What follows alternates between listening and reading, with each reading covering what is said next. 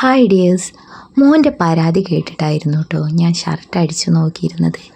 അടിച്ചു കഴിഞ്ഞപ്പോൾ ഇപ്പോൾ ഭയങ്കര ഇഷ്ടമായി.